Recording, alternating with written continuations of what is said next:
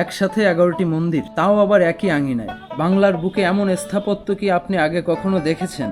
আজ আপনাদের নিয়ে যাব যশোরের অভয়নগরে, যেখানে প্রায় 250 বছর ধরে দাঁড়িয়ে আছে ইতিহাসের এক রহস্যময় সাক্ষী, বিখ্যাত 11 শিব মন্দির। প্রাচীন ইট আর চুন সুরকির এই গাঁথনি আজও জানান দেয় সেই সময়ের রাজকীয় আভিজাত্যের কথা।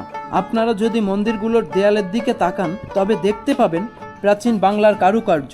মাঝখানের বড় মন্দিরটি আটচালা স্টাইলের, যা মূলত বাংলার নিজস্ব স্থাপত্য রীতি। যশোরের তৎকালীন রাজা নীলকণ্ঠ রায় ছিলেন রাজা প্রতাপাদিত্যের বংশধর। রাজা তার মেয়ে অভয়াকে বিয়ে দেন নড়াইলের জমিদারের ছেলে নীলাম্বর রায়ের সাথে। বিয়ের কিছুদিন পর নীলাম্বর দুরারোগ্য ব্যাধিতে আক্রান্ত হয়ে মারা যান। অল্প বয়সে বিধবা হয় অভয়া দেবী। সে সময় হিন্দু ধর্মে দ্বিতীয় বিবাহের কোনো নিয়ম না থাকায় অভয়া বাকি জীবন পূজা অর্চনা করে কাটাতে চায়। নীলকণ্ঠ মেয়ের অনুরোধে 1745 সাল থেকে 1764 সালের মধ্যে 11টি শিব মন্দির স্থাপন করেন এবং মেয়ের নামে নগরীর নাম রাখেন অভয়নগর। এখানে এলে এক অদ্ভুত প্রশান্তি পাওয়া যায়। সারিবদ্ধ মন্দিরগুলো যেন এক একটি প্রদীপের শিখার মতো দাঁড়িয়ে আছে। সংস্কারের অভাবে কিছু অংশ জীর্ণ হলেও এর জৌলুস বিন্দু মাত্র কমেনি। ভৈরব নদীর অববাহিকায় গড়ে ওঠা এই মন্দির প্রাঙ্গণে দাঁড়ালে মনে হয় যেন আমরা কয়েকশো বছর পিছিয়ে গিয়েছি ইতিহাসের কোনো এক স্বর্ণযুগে। 11 শিব মন্দির শুধু একটি উপাসনালয় নয়, এটি আমাদের শেকড়ের পরিচয়।